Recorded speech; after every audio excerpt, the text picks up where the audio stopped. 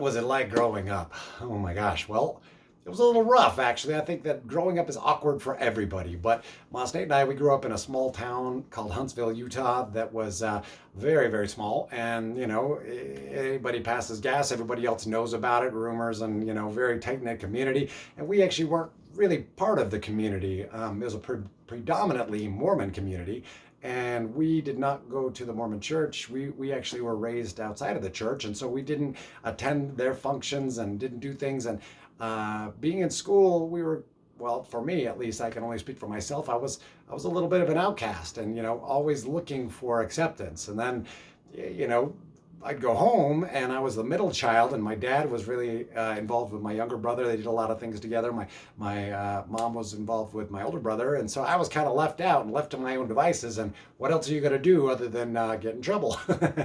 So I did my fair share of that. And one of the biggest things that growing up in the country with lots of open space and nothing to do taught me is how to be creative, how to find something to do at any point in time, how to really make life a game, because life can either be a playground or a prison, regardless of our circumstances. And this is actually something that is very, very heavily mirrored in the Indonesian philosophy of, hey, if I wasn't laughing, I'd be crying, because life is very difficult over there. So what do you find to do? What do you do to keep yourself pushing forward and enjoying life?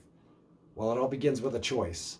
First choice, do you want it to be a prison or do you want it to be a playground? Okay, so if it's got to be a playground, now what?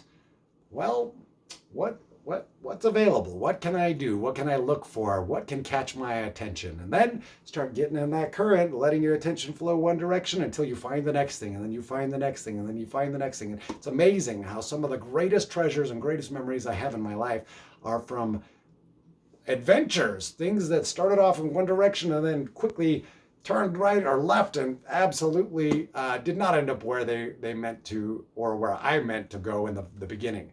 So as we approach our life, I always try to keep in mind, it's always an adventure. I want it to be a playground, not a prison. And as we unlock our own selves, our own bodies, our own consciousness, this is one of the greatest things that I could ever pass on. Every person that I know that is in their later years, that's still bright-eyed and bushy-tailed, is absolutely learning new stuff every day, playing every day, exercising. They are in it just like they're a kid. Their bodies may have aged, but their hearts are still young. And so I'm taking lessons from those that are older than me, wiser than me, and setting the right example.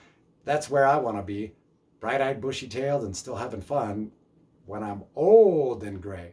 So, growing up was quite interesting, and I'll be honest with you, I'm still doing it.